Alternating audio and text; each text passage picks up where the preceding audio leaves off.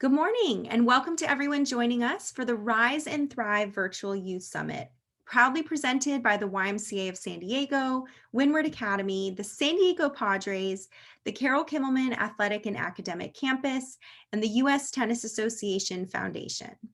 I'm Dr. Jennifer Windward, and I'm the founder and CEO of Windward Academy.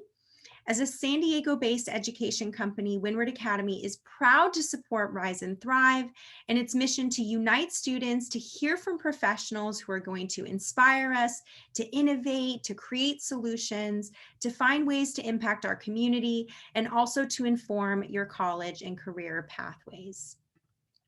Now, we just completed a vibrant discussion in the Let's Explore session, and we're excited to keep things moving today. So next up is the Let's Inspire Career Panel, featuring San Diego professionals from the Padres, Sony, Illumina, and Qualcomm. So these professionals are going to teach us more about the industries of professional sports, video game creation, biotech, and engineering. So I am going to copy and paste into the chat so that you can access the full bios for each presenter.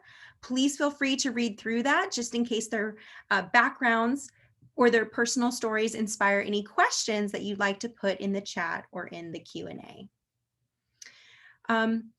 So, sorry, wrong slides. Sorry. Here we are. Okay. So next up with us this morning is Dr. Ashley Vanzeeland, who is the Vice President of Product Development for Illumina. We also have joining us this morning Jinal Shah, who is a staff engineer at Qualcomm, Jaxon Whitaker, who is the producer of MLB The Show at Sony, and FYI, the cover of this video game actually features Fernando Tatis Jr., so it's only appropriate that we also have Diana Puetz from the Padres. She is the Vice President of Public Affairs there. So what an incredible group of San Diego professionals we have joining us today. What I'd like to do is please welcome them to turn on their cameras and microphones to join me. We have lots of questions submitted by students across San Diego, so we're going to go ahead and get started. And remember, I am going to copy and paste into the chat for you to be able to read more about their bios.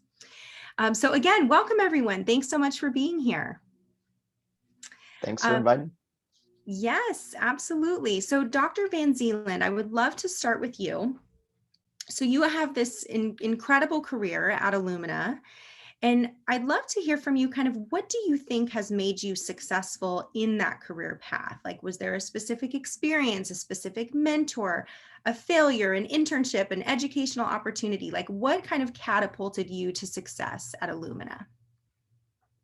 Sure. No, that's a really great question. I followed a pretty winding path to Illumina. And while I've had all of those experiences that you just talked about, wonderful work opportunities and fantastic mentors, I think the thing that really stands out as the most important ingredient is to know who your cheerleaders are. Really, I mean, don't be shy about having your own team of cheerleaders that you can lean on when you need that extra push, when you are contemplating making a decision and you need just that encouragement to be bold, because the industry that I'm in and the career that I'm in didn't even exist 25 years ago when I was in high school, right? And so I had to just kind of keep finding my way forward.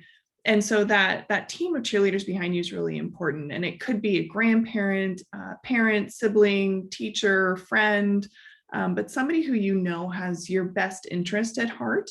And when you're just feeling like you're running out of gas, will give you that little bit of nudge. And I think that having, when I reflect on my grandma or my husband now or other friends that I've had, it's getting, that comfortable with being uncomfortable, part of growth, right? So every time you take on something new, you get a little bit nervous about it. And so having those people in your corner that said, yeah, you can do this, I think has been really key to me pursuing the career that I have. Yeah, and I love what you shared about getting comfortable being uncomfortable. Is there a specific experience you had that kind of showed you how important that was, or kind of where did that come from you? Oh, absolutely. So I had the incredible opportunity to found a company about 10 years ago based on some technology that we had at Scripps here in San Diego. And the company needed a CEO. And so, like you, I said, yes, I'll be CEO and take the helm and go out. And there are some pretty uncomfortable parts of just being in charge and having to chart the course. And that experience and getting very comfortable with navigating when it's not perfectly clear what you have to do. Really, I got a lot of practice at that in that role. And I credit my mom, who is a yoga fanatic. And I think a big part of yoga actually is breathing through discomfort and just knowing that you're going to be okay, even when you're feeling a little bit uncomfortable. That's great. So it sounds like your mom is probably one of those cheerleaders in your list. Oh, without question. She's my biggest cheerleader. Oh, that's so nice. Well, Ms. Shah, I would love to go to you. Maybe we can learn a little bit more about your experience at Qualcomm. So, the career of STEM or career pathways in STEM can be intimidating for a lot of people, right? If they're not necessarily an engineer or a mathematician. Do you feel like someone has to be a hardcore scientist to be successful in STEM? Or do you find that there are opportunities for people in STEM who maybe have other skills or talents? I think one doesn't need to be a scientist to pursue a career in STEM fields. I mean, however, the right aptitude and attitude towards addressing the business needs play a very important role rather than specializing into that one specific thing, right? So I think having interests can, in fact, it can give you a better viewpoint, which can be otherwise missed at times. So, like if you are if you have a broad idea of each and every field, you might be doing far better than what's being expected. So I think getting a knowledge and right aptitude, that's what you're looking for. And what is a senior engineer? Like, what do you do at Qualcomm? So I work for modem software team. So here we work on the mobile phones that probably everyone is using right now. So I feel very proud of doing that. And we are in the integration type of role. So we do make sure we work very closely with the development. We work closely with the test team, internal test team, and we do take the code chain from them. We validate it on our end. We make sure that the new features of 4G and 5G technology are being integrated well, and then ship it to the internal test team. But then internally, being in this role gives me a it's very exciting role where I get to see the features and the products at the very first point when we are actually working on it. And once once the product is launched, I feel very proud and I'm just excited about what we worked on. That's great. Yes, I know that Qualcomm technology is basically a part of everybody's experience every day, right? As we use cell phones. So I'm sure that that's really rewarding for you to be a part of that. Absolutely. So Mr. Whitaker, I'd love to go to you, right? You have a dream job for most teens, right? You get to actually build and develop video games at Sony, right? You produced MLB The Show, which I know even came out, there was a new version that came out really recently. So can you kind of help us better understand what is the pathway to be a video game engineer, like, or developer, I guess might be the correct term. Like what is essential to your success and to the success of other people on your team? Yeah, for sure. I think the big takeaway for me was even 10 years ago, this wasn't really necessarily, it was a career path, but it wasn't necessarily an easy one to stumble upon. Nowadays, you can go to college, which I'll talk a little bit more about it, but you can go to college for game development. That wasn't a thing 10 years ago. A lot of people came from other fields, whether it be video production, that type of stuff, and came into that route, or through traditional sports or business means. But I actually started out in college with the goal of becoming a game programmer. And I started out in computer science and kind of quickly realized that math wasn't my favorite. And I probably wasn't going to make it through Calc 4 or linear algebra. So I decided to switch and go more the production route for video games, which is essentially a project management and business role. And I got my bachelor's degree in business management from the University of Utah. And then after that, I went straight in and got my master's degree in entertainment arts and engineering with an emphasis on video game production. After that, I got an internship here at Sony San Diego studio on the MLB The Show team, and then got hired on after that and have been working here ever since. So I guess my big takeaway for people that are looking to get into the games industry is that there's so many different fields to choose from. Not everybody's a programmer, not everybody's an artist to make these games come to life. There's roles in marketing, sales, user research, audio design, game design, analytics, IT, communications, PR, HR, legal.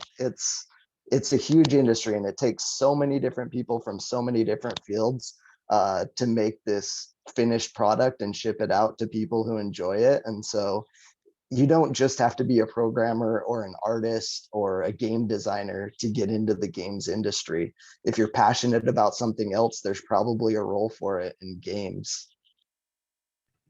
Yeah, and I love that you shared so specifically how many other roles there are, that are also part of the piece of, this video game that ultimately gets developed, right, is not just the artist and not just the programmer, right? There are a lot of other people who are part of it.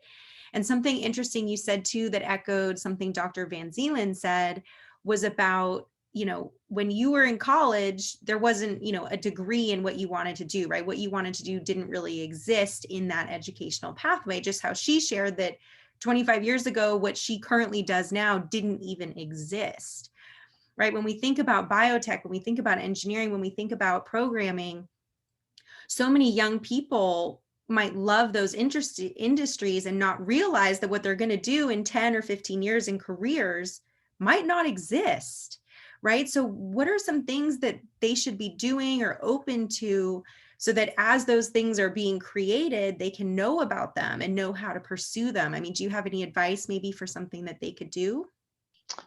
I think the biggest thing is just follow your passion no matter what.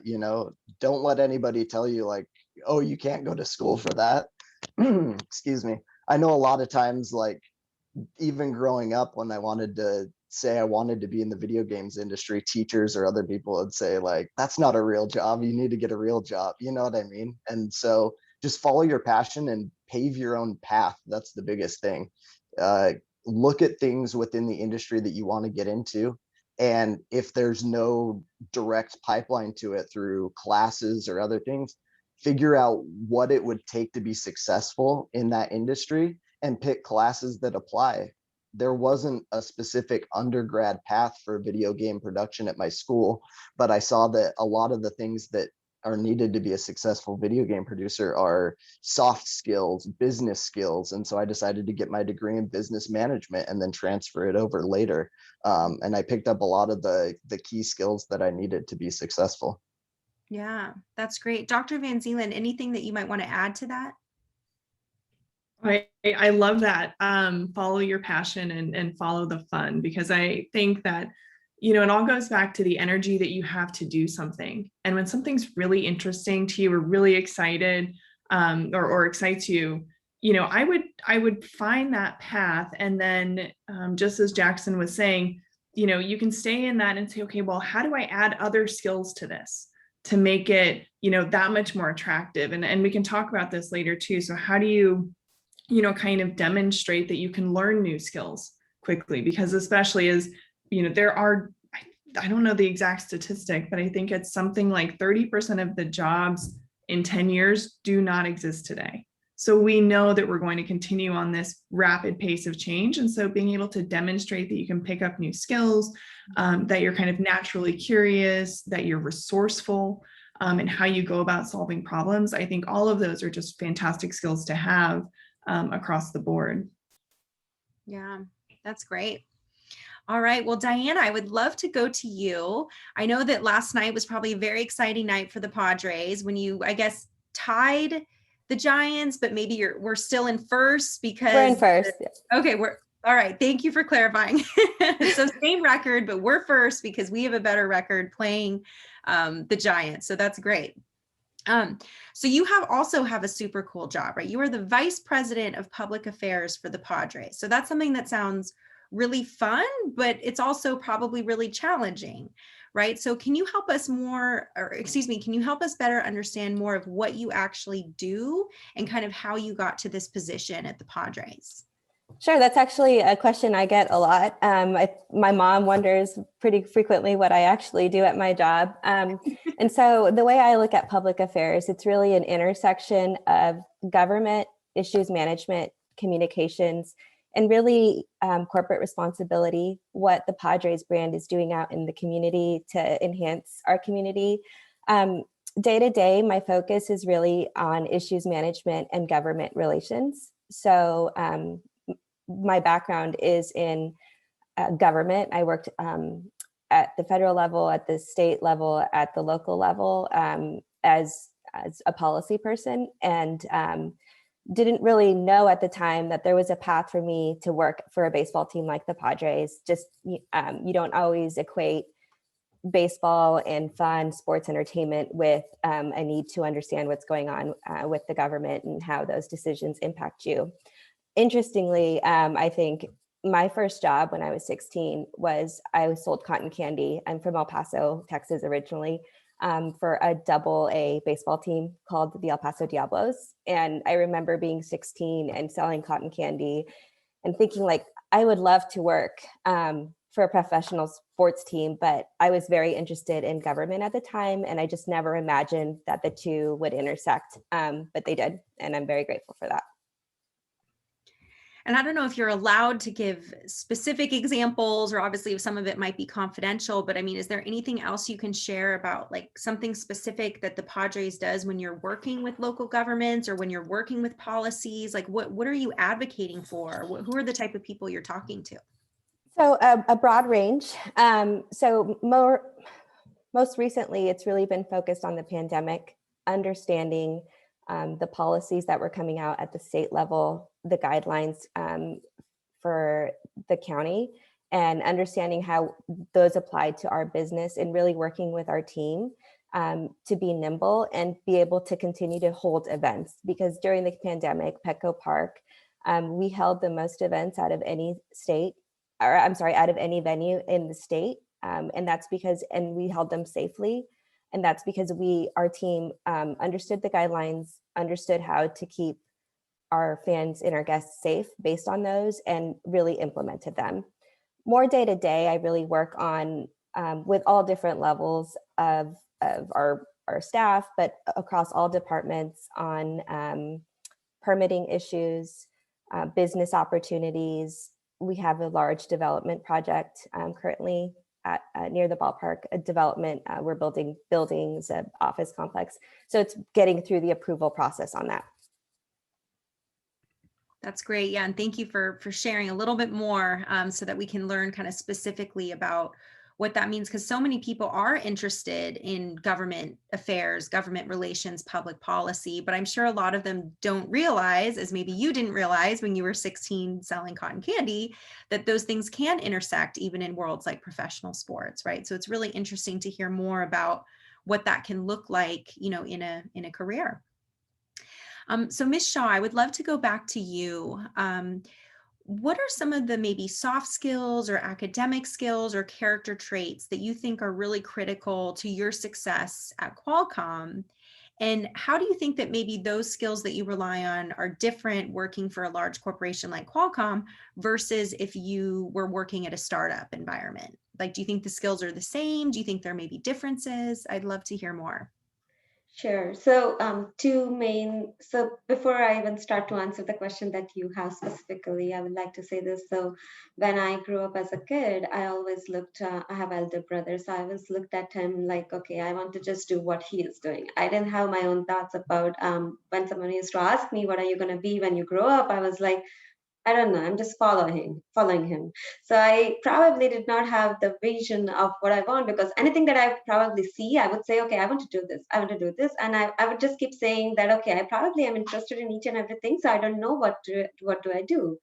So what I decided was, and what my mom helped me do it is like, how about you just try each and everything, a little bit of it, and then you'll find out your own interest out of it. So I just kind of followed the path, and then eventually I did figure out, okay, engineering. I used to love mobiles, and I used to say that, okay, I want to just make these phones at one point, and my friends used to laugh at me, and then it was a big thing at that time, and I was like, okay, I don't even know what I'm talking about, but I just said I'll just keep telling that, I'll see what happens. And then I entered into engineering, did my master's degree, ended up here, and right here. And now I am with this team. So I was with different teams before, but now with this team, I'm completely satisfied with what I'm doing. And this is what probably I wanted to do from the beginning itself.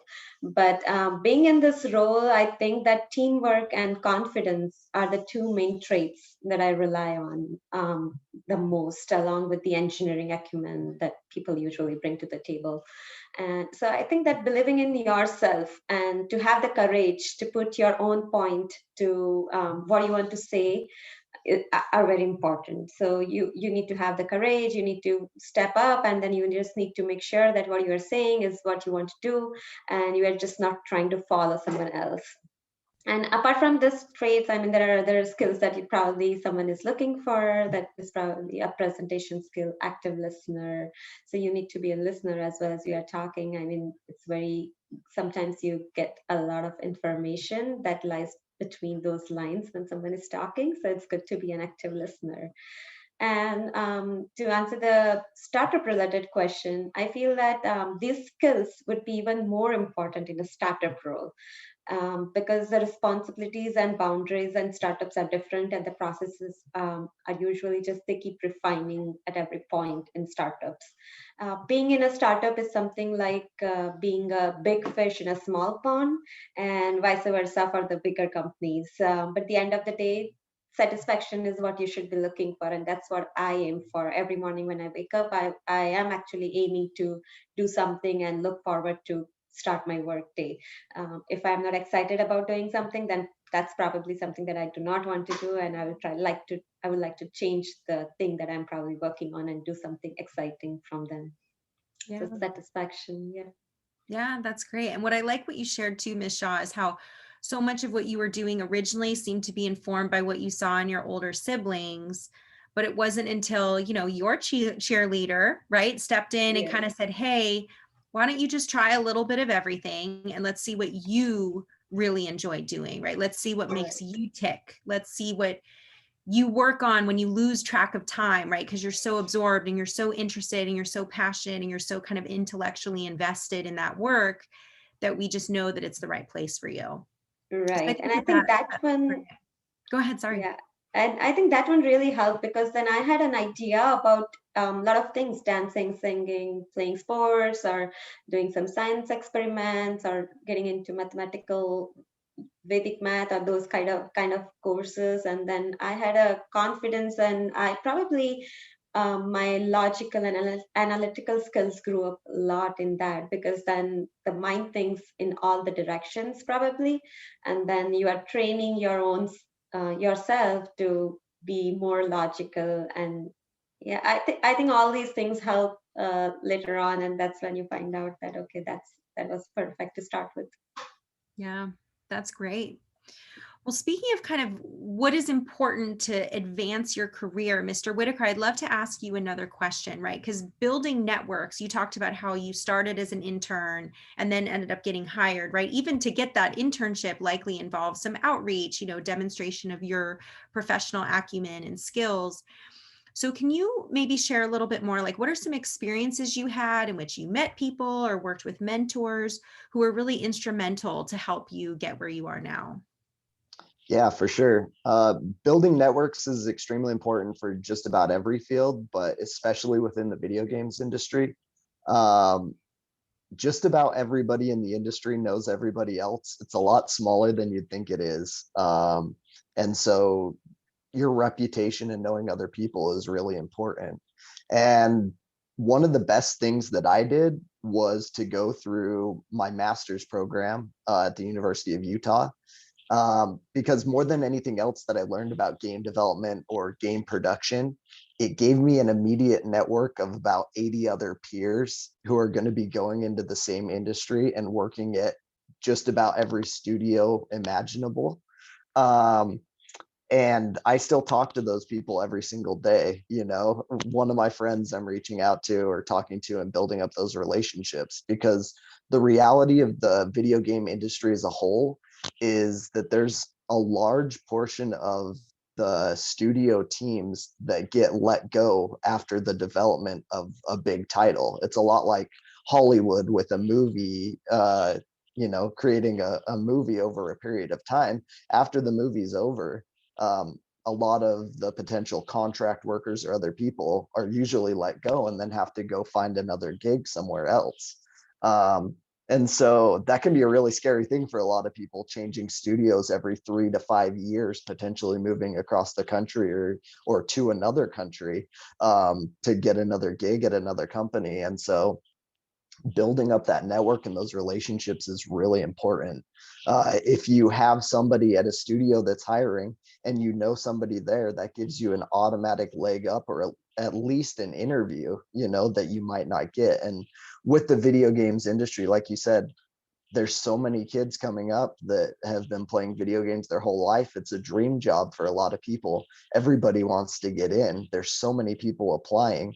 And if you make those connections and have a good network, that gives you a leg up and at least gives you an interview opportunity that a lot of people that just submitted a resume wouldn't get. And so it's very important. I'd say it's critical to have a good network within the video games industry. Yeah, and this follow-up question might demonstrate my naivete in the world of video game development. But when you were talking about how people had to change jobs every time a game was finished, kind of in my head, I was like, oh, that would be so hard to change jobs every 6 months. And then you're like, yeah, it's every 3 to 5 years. Does it take 3 to 5 years to make a video game? It completely depends on the game. Here at Sony San Diego, we're lucky because we make the same franchise. We make a new iteration of MLB The Show every year. And so I'm lucky because it's a pretty stable job within the industry compared to other places. But if you look at some of the other studios that make games, the typical dev cycle can be anywhere from 3 to 5 years. Sometimes, depending on delays and stuff, it could be upwards of 7 to 10 years, and so it all depends on the studio, all depends on the game. But for a lot of studios, a 3 to 5 year dev cycle is pretty normal. And then after that, you could have potentially up to a third or half of those people who might be contract workers who just wouldn't get renewed because there's no next game. After you create your game, you'd be going into the next phase of, okay, we have pre-production now, planning out and getting ready for the next game, if there is a next game. And that takes some time, potentially up to a year, that studios wouldn't want to just be paying people to sit on their hands. So it's very important to have a good network to help you navigate through that and potentially jump to other studios. Like I said, I haven't had to experience that because I'm pretty lucky here at Sony San Diego. It's a great place to be and a lot more stable than a lot of other places. So I feel pretty blessed. Yeah. And just to share specifically, what are other big video game studios? Like if I'm a teen and I'm interested in an internship, or I'm interested in kind of where I should look, when I'm in college, besides Sony, where else would I look?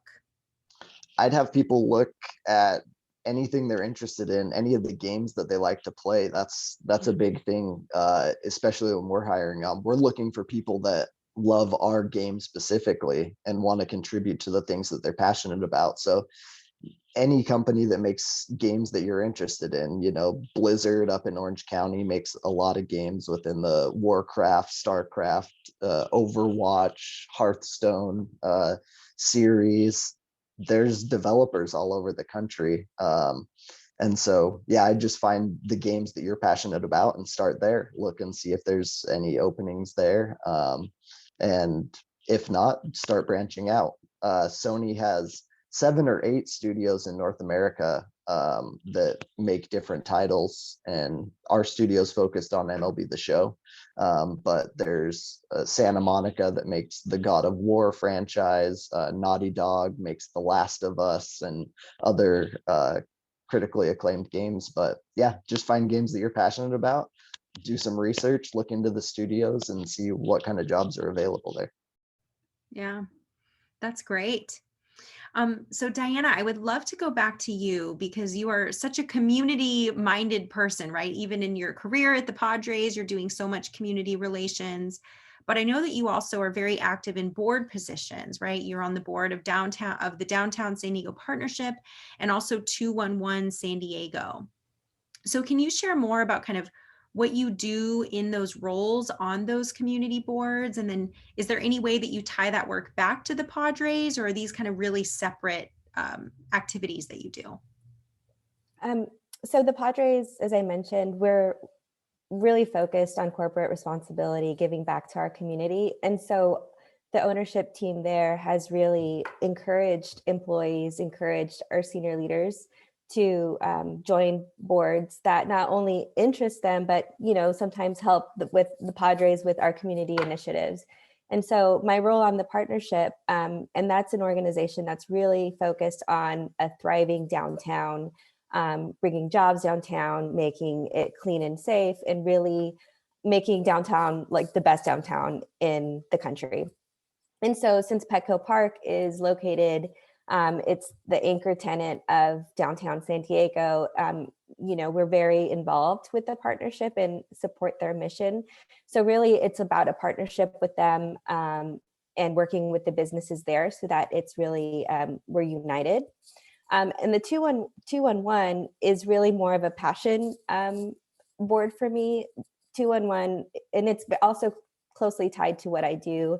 It's a nonprofit, but it works very closely with government agencies, specifically the County of San Diego, to provide services for those in need, a wide spectrum, veterans, children, social services, and connect the two. So that doesn't play as much of an impact on my role in the Padres, but the Padres are they encourage us to be part of the community. And can you maybe share more? What are some of the projects that 211 San Diego works on? During the pandemic, they took the lead for the county on helping people set up appointments. If people had issues or had questions about COVID, they set up a hotline essentially where people could call 211 and get information.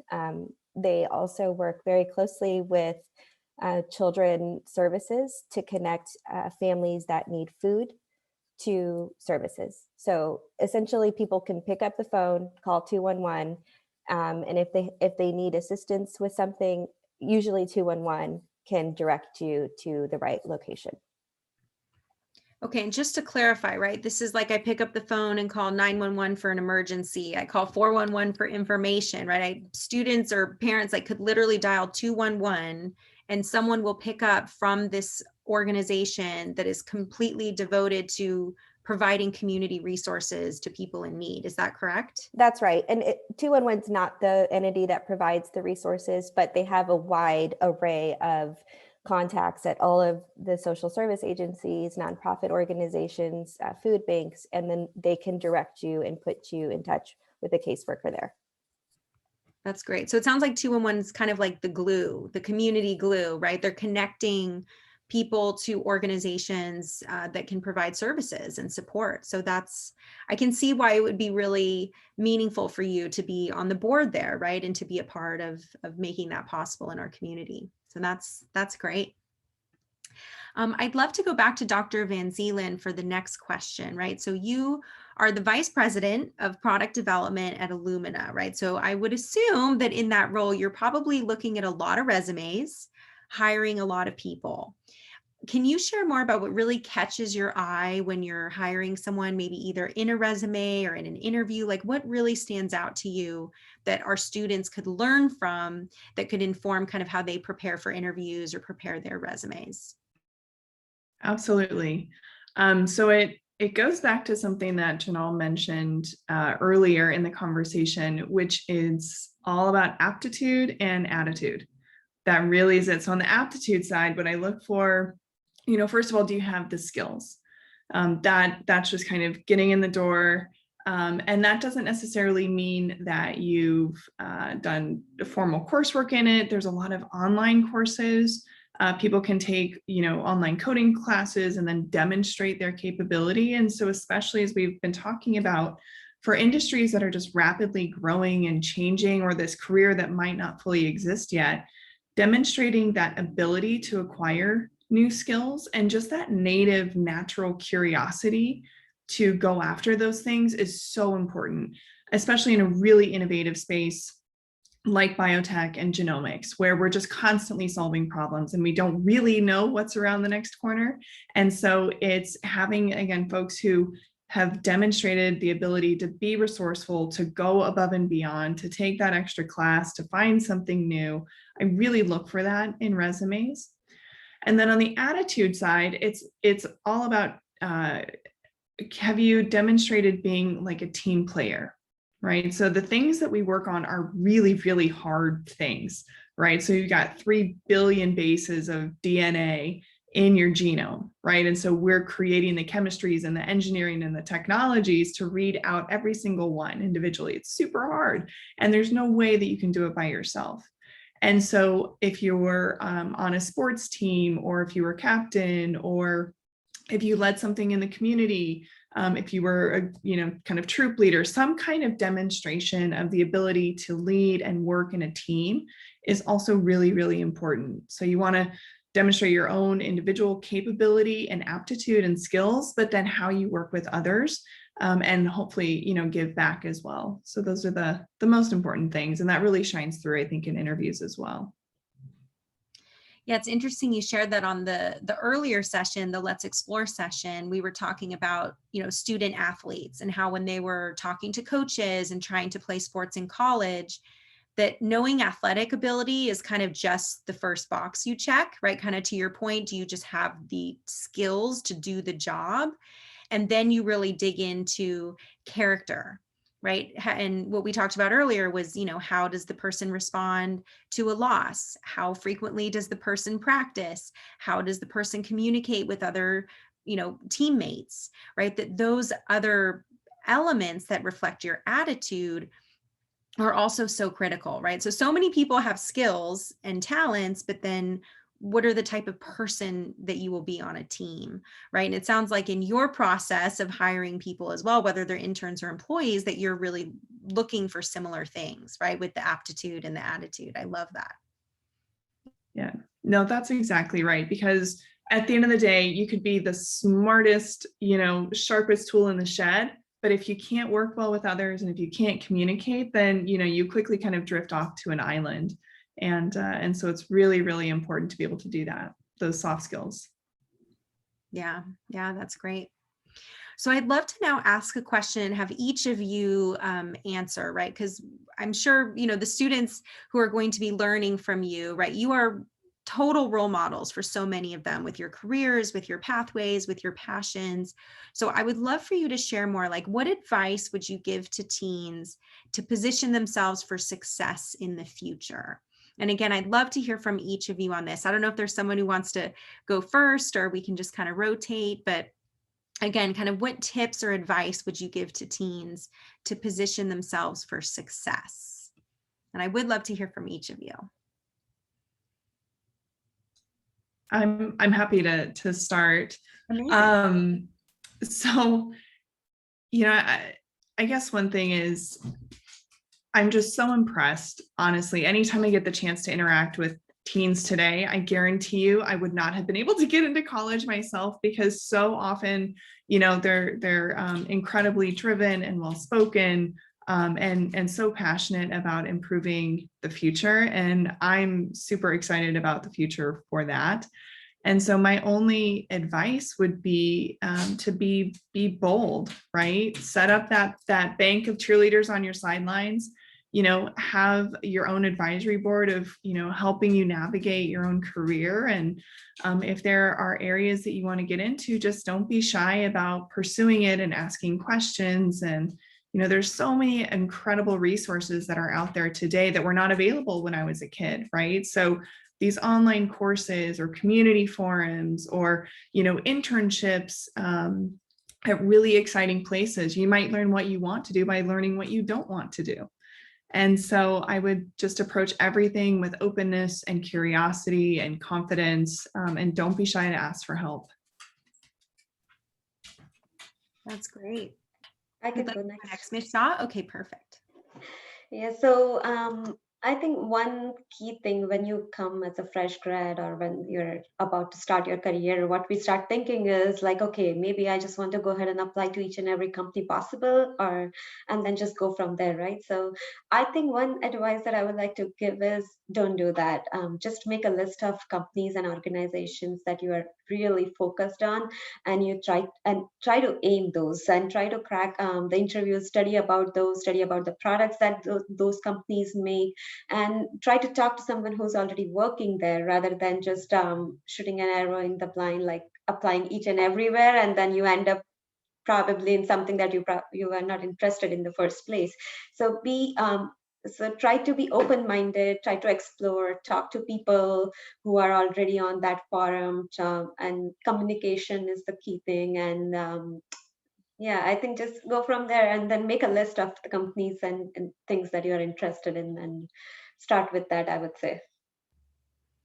Yeah, I like that idea of kind of being really specific in your list, right? And that even applies when students are applying to college, right? Because when you're applying, there's a question, why do you want to come here, right? It would be the same thing if I was applying to work at the Padres or Sony or Illumina or Qualcomm, there would be a question, why do you fit here, right? Why do you want to be here?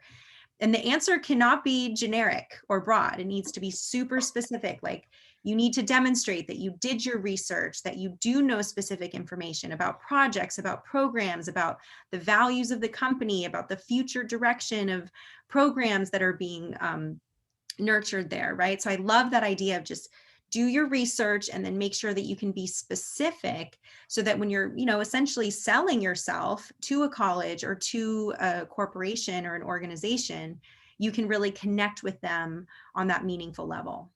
Yes. That's great. Okay, Jaxon or Diana, what advice would you have for teens? I'll jump in. I think the biggest thing I'd suggest is finding out what you want to do early on. Try and find out what you're passionate about as soon as possible, especially for kind of more middle school, high school age people.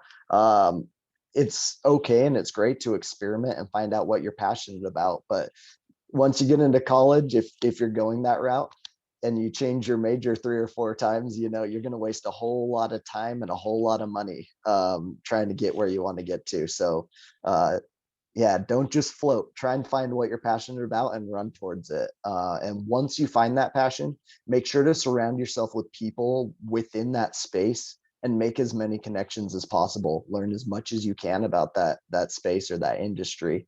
And don't give up on your passion. If you want it bad enough, and you're willing to put in the time and sacrifice, you can make it happen.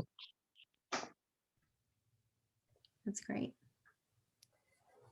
So great question. I think for me, and just what I would share would be just always let people know you're there, right? Whether it's in the workplace or as you're applying. So often it's very easy to think you have a good idea and be scared to share it because you're scared of what people will think, but just sometimes you just got to be bold and go out on a limb and put it out there. And oftentimes those ideas are great. And so speak up for yourself and let people show confidence in your abilities and your thoughts. Yeah, that's great. I love that idea of making sure that people know you're there. Right? I mean, that's true in a friendship, that's true in a relationship, but that's also true in professional settings, right? Building that teamwork. I think that echoes what Dr. Vanzeeland shared earlier about the importance of showing that you can be part of a team and that you are there and that you are going to work with other people, and how critical that is for success for everybody. So yeah, I think that that's great. Oh my gosh, I love all of your advice. I think that our students will just be so inspired by what you've shared about your journeys and about your tips, right? There was so much overlap too among each of you, which I think is great for really driving home those points. I want to quickly, before thanking you again and saying goodbye, I want to just make sure that all of the students are aware that if you'd like to join our next session, right, for Let's Overcome, I'm going to go ahead and put that link in the chat right now. The last session of today's Youth Summit is going to be a fireside chat. So it's actually going to be hosted by Justin Lipford, who's the Director of Community Engagement for the YMCA's Youth and Family Services. So he's going to be chatting with individuals who actually grew up homeless in San Diego to have them share their personal stories of hope and resilience as they have turned into successful adults. So I'm going to put that in the chat right now. So just in case you haven't registered yet and you'd like to join us, you can. And then of course, I just want to give a huge thank you again to Dr. Vanzeeland, to Ms. Shah, Mr. Whitaker, and Ms. Puetz for joining us. Of course, a huge thank you as well to the Padres, Sony, Qualcomm, and Illumina for sharing you with us today to be able to share more about your experiences. So again, thank you so much for being with us. Any final words for our students? Good? Okay, perfect. All Be right. confident and just do your best. I think you'll be there. That's to all the great. students out there. That's great. Well, thank you again so much for your time, especially on a Saturday. Thank you again for joining us, and take care, everybody. Thanks again. Thank you so much. Thank you. Take Thanks. care. Thank you. Bye.